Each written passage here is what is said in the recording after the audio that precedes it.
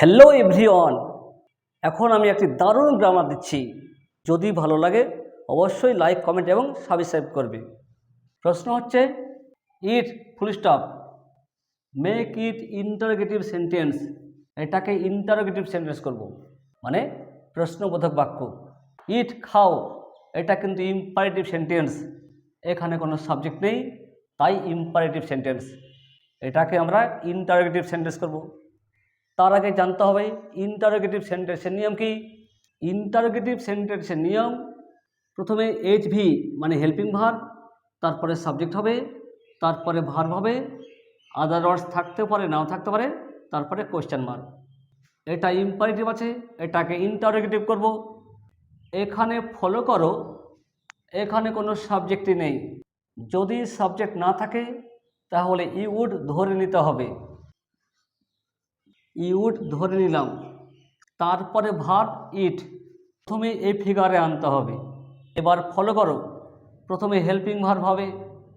এখানে কোনো helping verb আছে? এই যে উড, উড হেল্পিং ভার্ব, আগে উড হবে, তারপরে সাবজেক্ট হবে, সাবজেক্ট ইউ, ইউ থেকে গেল, সাবজেক্ট ইউ হলো, এবার ভার্ব হবে।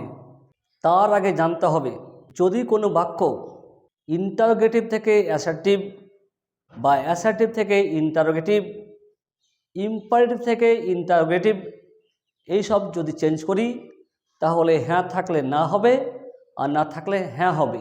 অ্যাফার্মেটিভ সেন্টেন্স হলে নেগেটিভ সেন্টেন্স হবে, আর নেগেটিভ সেন্টেন্স থাকলে অ্যাফার্মেটিভ সেন্টেন্স করতে হবে, না হলে অর্থটাই মিলবে না। যদি বলি আমি ভাত খেয়েছিলাম, এটা অ্যাসার্টিভ সেন্টেন্স। যদি এটাকে প্রশ্নবোধক করি ইন্টারোগেটিভ, তাহলে অর্থ কী হবে? আমি ভাত খেয়েছিলাম, ইন্টারোগেটিভ হবে এই আমি ভাত খাইনি, এই আমি ভাত খাইনি। আমি ভাত খাইনি মানে কি? আমি ভাত খেয়েছিলাম।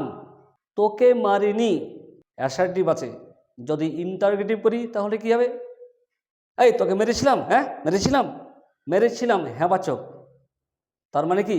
মেরেছিলাম মানে কি? মারিনি।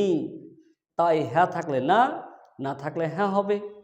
এটা হ্যাঁবাচক আছে মানে অ্যাফার্মেটিভ সেন্টেন্স আছে, এটাকে নেগেটিভ সেন্টেন্স করব। নেগেটিভ বলতে না আনবো, না মানে নট।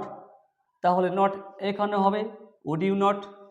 এই নট এই সাবজেক্টের আগেও হতে পারে, পরেও হতে পারে। কখন আগে হবে আর কখন পরে হবে একটু শোনো। সাবজেক্ট যদি প্রোনাউন হিসাবে থাকে তাহলে নট পরে হবে, আর সাবজেক্ট যদি নাউন থাকে নট সাবজেক্টের আগে হবে। ইউ প্রোনাউন, তাই সাবজেক্টের পরে নট হয়েছে। হেল্পিং ভার্ব উড হয়েছে, সাবজেক্ট ইউ হয়েছে, হ্যাঁ ছিল তাই না হয়েছে। এবার ভার্ব, ভার্ব হচ্ছে ইট। এ বাক্যে আর কিছু নেই। এবার question mark. Eat, would you not eat? আশা করি বুঝতে পেরেছ। এবার হোমওয়ার্ক দিচ্ছি, তোমরা অবশ্যই করবে। রাইট ইট, এটা লেখো। এটা ইম্পারেটিভ আছে, এটাকে ইন্টারোগেটিভ করতে হবে। আর জন্যই এখানে শেষ করছি। Have a nice day.